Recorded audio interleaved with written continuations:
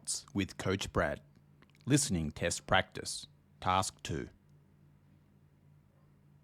You now have some time to read questions 1 to 7.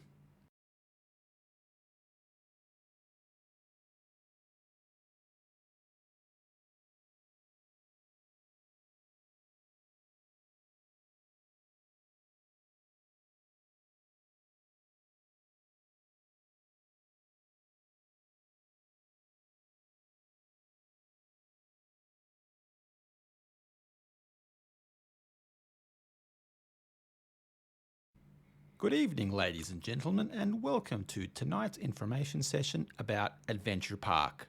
As you are all aware, we are approaching the end of the term and many schools are organising trips to the park. This can result in it being very hectic, which is why we began organising meetings like the one you are attending now. Furthermore, as there are so many children in the park at this time of year, in addition to the usual general public, a number of additional hazards arise, so precautions are taken to minimise the chance of an accident or unfortunate event.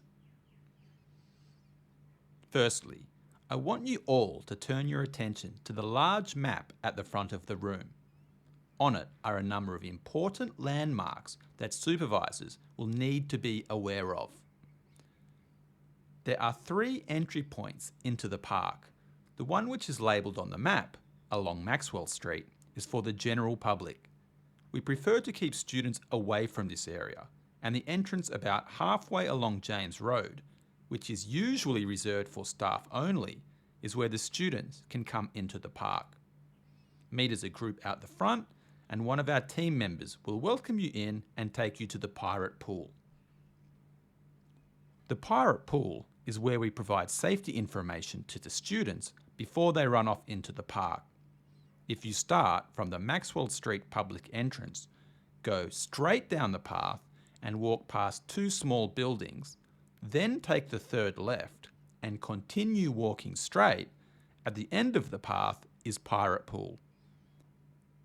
Sometimes parents decide that they also want to come along and help supervise their children.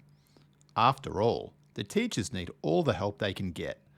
Although there is a car park after the roundabout on James Road, that is currently closed due to ongoing construction. As a result, the best place to leave your car is south of the park, along Maxwell Street. Our newest and most popular attraction is the Rocky Rapids. Parkgoers ride in a long cabin down a water stream, culminating in a giant drop down the waterfall, which creates a huge splash. It really is a lot of fun. Although the ride is very safe, due to the big pool of water at the end, we request that only confident swimmers use the ride. You should have no problems finding the attraction, as it's located right in the most central part of Adventure Park. As is often the case, students become separated from their group. When this happens, we urge them to go to the Lost and Found desk and advise the park security. They will assist the children from there. It can be found in the northern part of the park, between a few other buildings.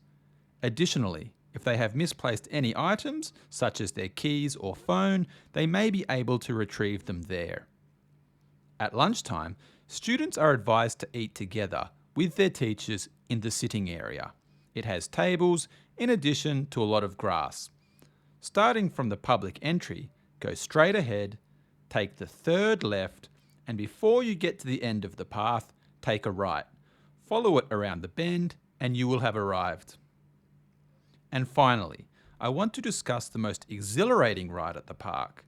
This is because there is a height restriction and only those over 130 centimetres can go on it. It's called the Widowmaker.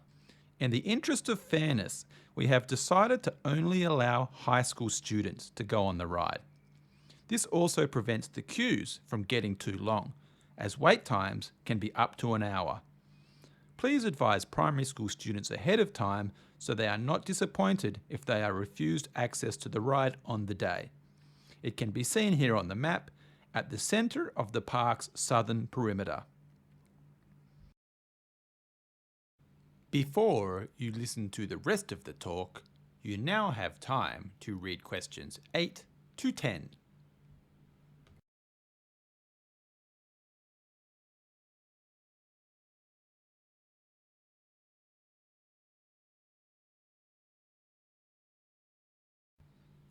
Welcome back. So, many schools like to add an informational element to the trip, and the park is able to provide worksheets for the students to complete. After all, the history of the park is very interesting. Did you know that the concept behind the park was created in 2011 with the first customers scheduled for 2013? Unfortunately, the original investor ran into some financial troubles, so the opening was delayed until 2018. A great deal of effort was made to ensure that the park cafe doesn't just sell typically unhealthy foods that you would find at most theme parks around the world. For example, our burgers use only natural organic ingredients with low fat and sodium. This is possibly why they are consistently our best-selling item. Guests also love our homemade ice cream, while the plant-based hot dogs always remain a popular item with vegetarians. There has also been a lot of debate about what to call the next big attraction at the theme park, a huge roller coaster, which will be the biggest in the country. Until now, the park manager has always decided the names for the attractions, but at the last general meeting, he discussed the idea of putting it to a public vote, or even allowing the local school children to name it. But ultimately, those ideas were rejected, and the name will be chosen in the same way it always has. Now, there was just a couple more things that I want to discuss before we